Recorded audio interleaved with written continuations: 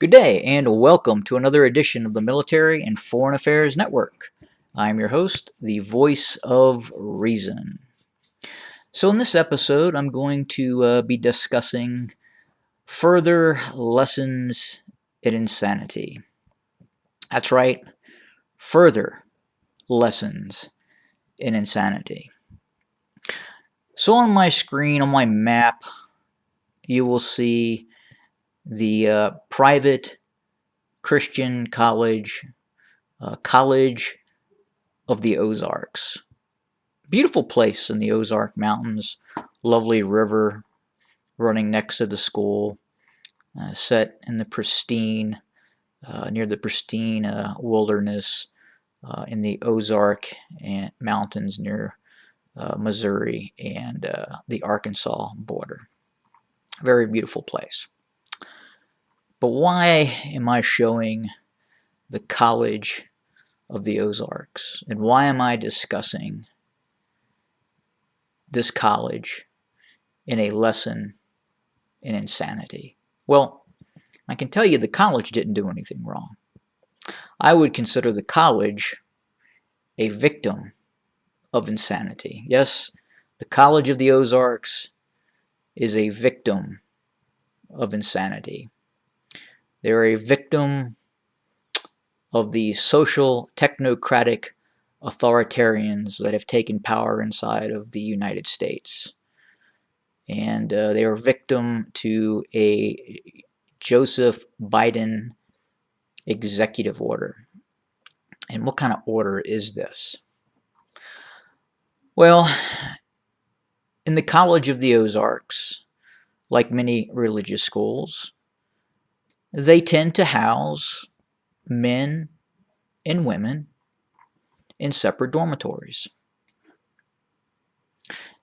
And this was very common among state schools.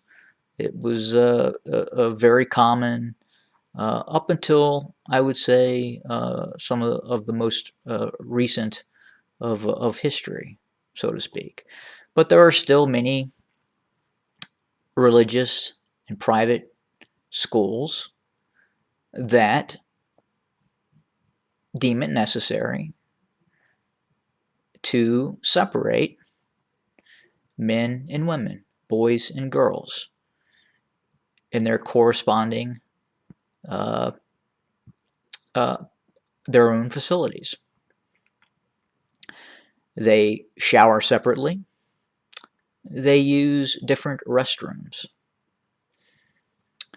But now, that is not the case.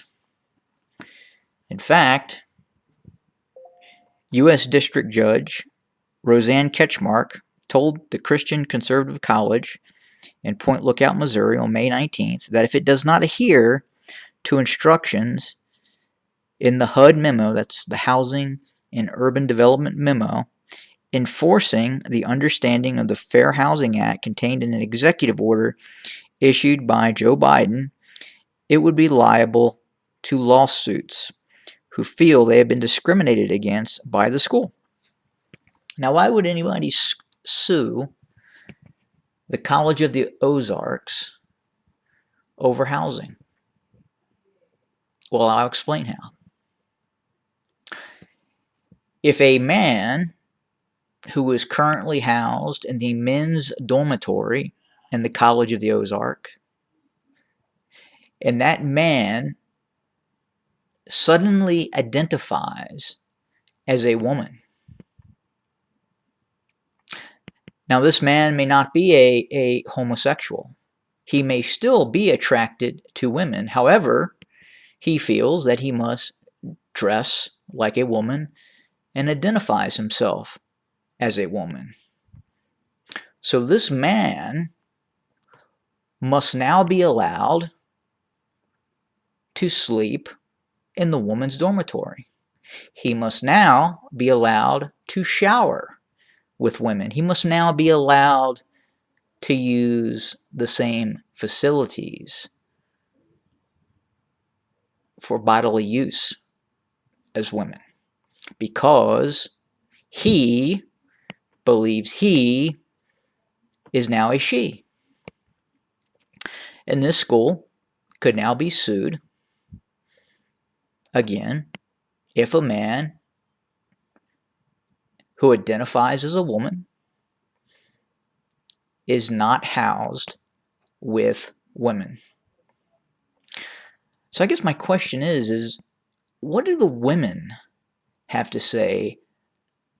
They identify the man who identifies as a woman as I guess a victim, according to this housing and urban development executive mandate by the social technocratic authoritarians. But what about the women who are housed in those facilities? What rights do they have in terms of privacy, in terms of the understanding that they were going to be housed with women in a safe environment? But now that changes, because that they can now move, or have to move, men who identify as women into this dormitory. So to protect a very, very, very small, minuscule segment of society who probably do not want to attend the College of the Ozarks, but out of principle, they just may try to push the issue. What happens to the women who have to deal with this? What happens to the protection of the women that would have to deal with this? And this is another lesson in insanity. Something that just 10, 20 years ago, 30 years ago, I think if you were to go back to the 1950s, the 1960s, 1970s, any point in history, and say, hey, guess what? In the year 2021, if your children go to a private religious school that separates men and women in separate housing facilities, not in classrooms, just housing facilities, which is reasonable, which is lawful, which is fine. But now, that will not be the case. In the future, we have men who are going to suddenly identify as women and then request to live and be housed with women, even against the choice of those women residing in those facilities. What would you think about that? Well, I can guarantee you one thing. People in the 1950s, the 1960s would probably look at you like you were insane. And they would say, that's impossible. That's ludicrous. It's insanity. But it's not. It's real. It's happening. It's occurring. It's now. So the question is, if this is insane, if this would have been insane in the 1950s and 1960s, what is going to happen in another few years, in another decade, that our present generation, that the people living in the now would say, that's insane. That could never happen. This is something people need to think about, because something harmful could be very, very close to occurring that you consider in the now insane. That could never happen.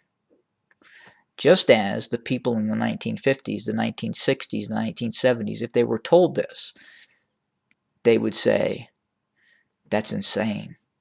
It could never happen. Have a good day, everybody.